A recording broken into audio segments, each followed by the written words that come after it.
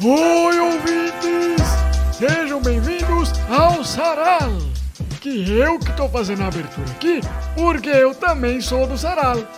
Isso mesmo. E como hoje eu tô aqui na cadeira do Lucas, que aliás é bem mais macia que a minha, quem vai contar a história de hoje é o Lucas. O quê? Ué, Mas como assim, seu cuia? Eu não tenho nenhuma história pra contar. pode ser qualquer história, Lucas. Mas eu não sei nenhuma. Ah, você deve ter alguma história. Não é possível. Você já viveu um monte, você já deve ter umas histórias boas. Mas o senhor me pegou desprevenido. Eu não sei nenhuma história assim pra contar. Você nunca contou nenhuma história sua aqui. Já faz mais de um ano que só eu conto sobre a minha vida. Os ouvintes estão querendo te conhecer também. Ah, eles estão? Então, claro que estão. Já teve história que eu escrevi aqui ano passado. Só que não foi na quinta-feira, foi na terça. Não, eu quero uma história da sua vida. Ai, seu cuia. Eu não consigo lembrar de nenhuma história assim nessa pressão. E também a minha vida não é tão agitada como a do senhor. As minhas histórias vão ser muito sem graça. Eu que tô aqui na cadeira do chefe do Saralo hoje, vou dar um tema pra você contar a história então. Ai, meu Deus. Mas eu vou ter que inventar? Não pode inventar história de mentira. Assim não é história, é mentira. E tem que ser uma história, Lucas. Ai, senhor. Deixa eu ver uma coisa fácil que você já deve ter passado, pra você poder contar uma história das coisas que você já viveu. Você já entrou num foguete? Eita, claro que não, seu cuia. Então você nunca foi pro espaço? Mas é claro que não. Mas então como que você sabe que a Terra é redonda? Ué, porque tem várias experiências que comprovam isso. Com luz e outras coisas. Na praia mesmo, quando você vê um navio sumindo no horizonte, no oceano, ele vai descendo lá longe. Porque a Terra é redonda. Ele não está descendo nenhuma montanha de água. Porque a água fica plana na superfície do mundo. Então o navio está sumindo porque ele está indo dar a volta no mundo. Não é bem assim, Lucas. O quê? A água não fica sempre retinha. E eu não tô falando das ondas, não, que desnivela a água. Eu tô falando de montanha e planalto de água. Tem muito disso por aí. Eu sei porque eu fui um dos desbravadores dos oceanos. Sabe? Igual nas florestas, que as pessoas chegavam e tinham que abrir caminho, cortando árvore e descobrindo o melhor lugar para seguir.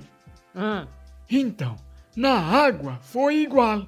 Quando os pessoal começaram com essa moda de desbravar novos lugares e descobrir o que tinha além da cidade que a gente morava, saiu uns pessoal no meio do mato e outros saíram de barco no meio da água.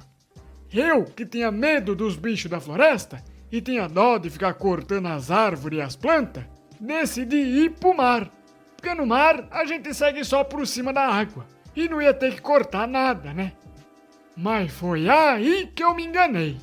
A gente saiu num barco com 40 pessoas e ninguém sabia navegar, nem se guiar pelas estrelas e nem arrumar as velas do barco para poder viajar pelo mar.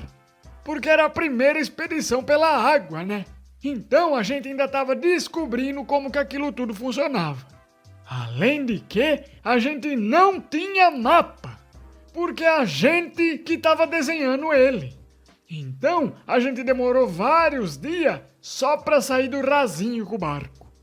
Mas quando a gente saiu, o barco deu um escorregão na água que ficou todo mundo sem entender o que estava acontecendo.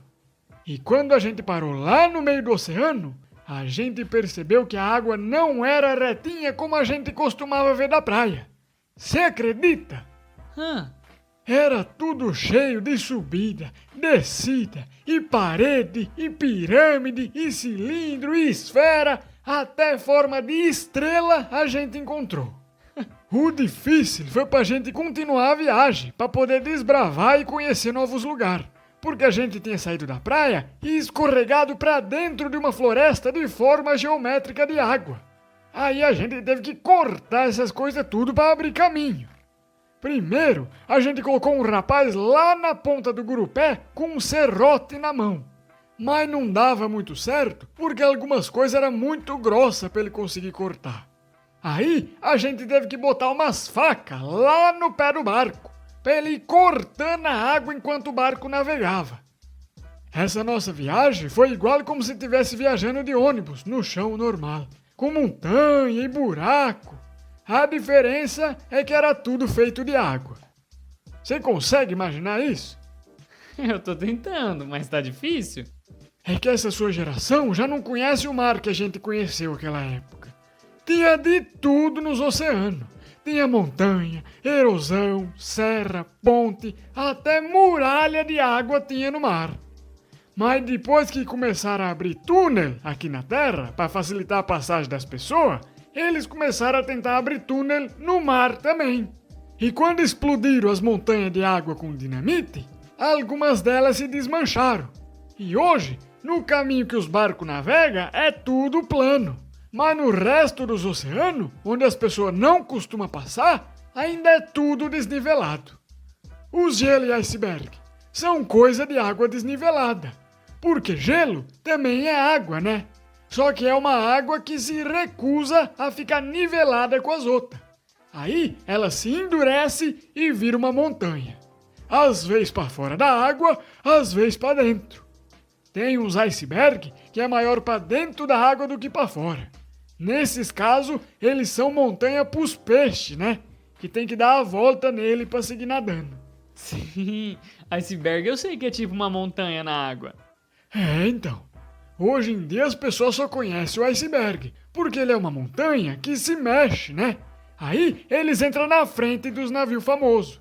Mas as montanhas e os barrancos feitos de água líquida, ninguém mais conhece.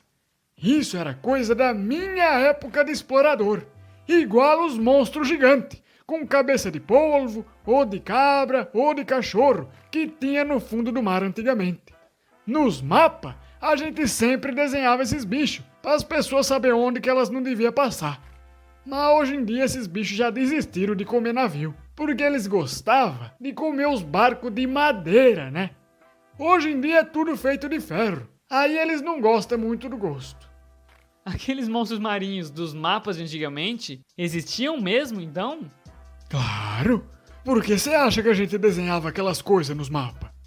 Eu nunca tinha parado pra pensar o motivo, mas eu achava que devia ser pra deixar mais bonito.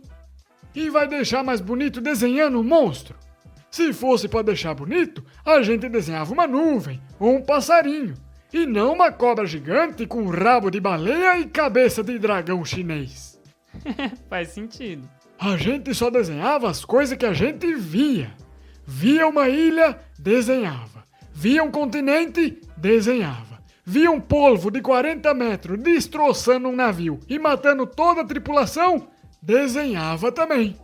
Nosso serviço era explorar e registrar, para se mais alguém quisesse ir por aquele caminho, saber tudo que tinha por ali.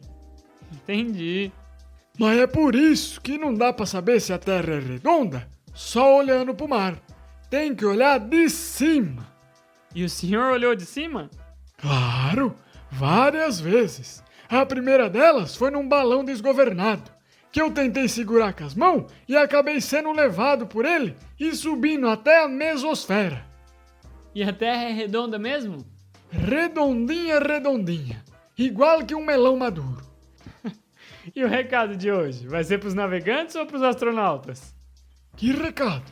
O recado final? Mas você nem contou a história ainda? Mas o senhor acabou contando. Eita, que eu nem percebi. E foi impressionante. Foi sobre descobertas e mapas. Você tá tentando me enrolar, Lucas? Você tá falando isso pra você não contar a sua história.